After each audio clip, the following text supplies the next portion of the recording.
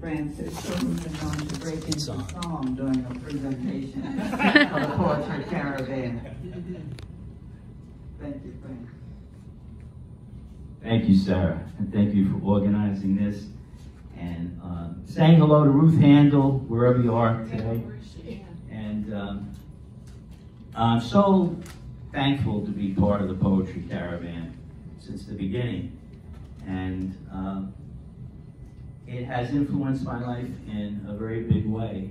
And one of the important ways is that poetry, which I started writing when I was, I guess, about 7 or 8, and very actively when I was about 16 and 17, kept it always in my life because I was sharing it with people at these various different locations, and I would get the gratification from them that they enjoyed it, but maybe more importantly, I would get the inner gratification that I was getting in better touch with my ability to connect with people.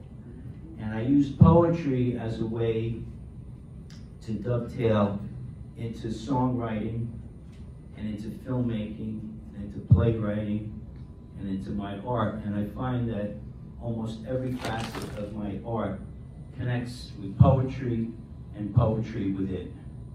So I feel like I've been a more holistic person, and actually poetry was very important for me in transitioning my gender.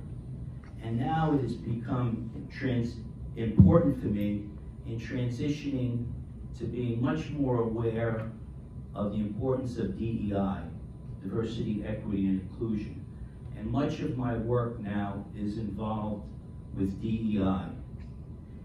Including my plays, my songs, my art, and this poem.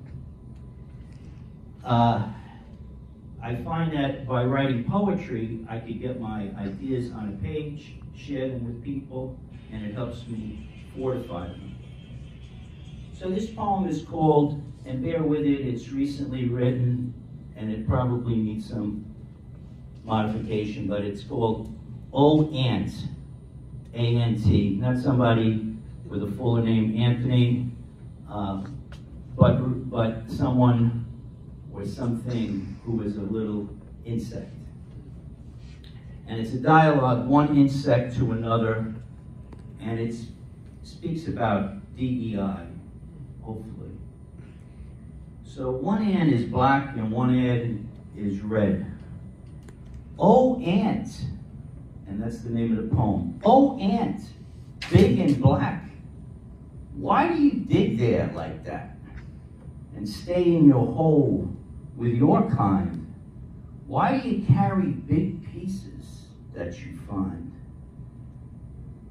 Oh, ant, small and red, because my ancestors said to do the same, less of a chance that our plans would get nixed.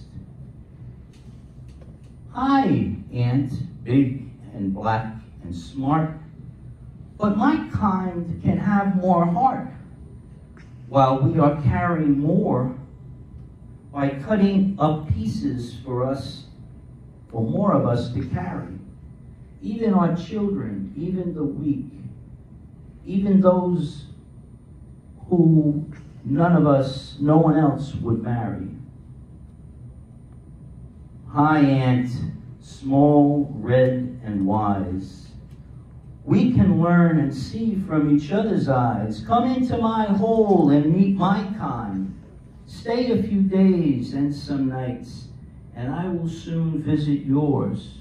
And together then, I'm sure that we'll scale new heights. Thank you. This is an older poem. What I like also about poetry, it's easy to go back to a poem and recollect your feelings, and it enhances that memory. Same kind of as with a song and a piece of art and stuff. But I remember very clearly the day that inspired me to write this poem, and I had given up creativity that day, forever, because it had led me down a wrong road of trying a new invention or whatever I was doing. And I wrote this poem called "Oh, to be uncreative." It's about, it's about the dark side of creativity, which is very addictive, as you all know. Someone said that which gives you life can kill you too. The line now rings true about me and you, looking in a mirror. You, my creativity. You, my imagination. You, my inspiration. You, my nemesis.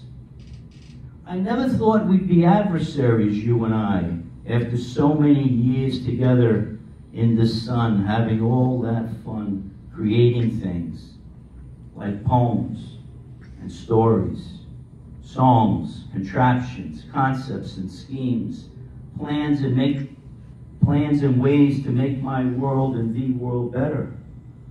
But you went too far. You've got me in this mess. You've tantalized me with the nectar of your ideas, and I've made them mine, and they will spin me round and round, and whip me side to side like some carnival ride.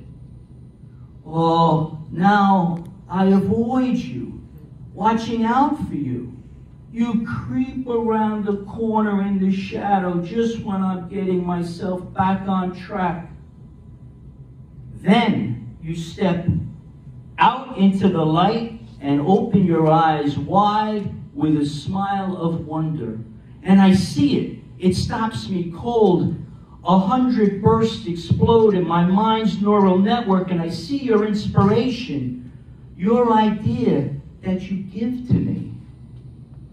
I can't refuse it. It envelops me. Pulled me in by the truth the idea reveals. It's clear and stark and right and pure. And I melt into the thought of it, hold it in my mind, and which wraps around it like a mother clutches her long-lost son. And there I go, following the idea, enraptured, oblivious to time, care, and woe, and blind to financial concern and others around me, following the idea, seduced, until I see how selfish I am, and then despising the idea's brilliance, and hating it. Oh, if only the glow of the ideas were not as bright, or not as frequent, but then I could live my life in a more measured and peaceful cadence. Please, let me be alone for a while. I will look for you when I'm ready. I know where you'll be lurking, near the things that need fixing, hanging around the ways that need improving, near the emptiness that needs filling, next to dullness, adjacent to failures. Let me be consumed for a while by uncreative, unimaginative thoughts, so I could rest and regather, and then dance and sing and kiss and see the world for what it is, and not for what I make it. For I am not God, and you, my creative side, are not God's angel, but rather the devil who turns humility and love into pride and distrust. Out of my life. Out. Thank you.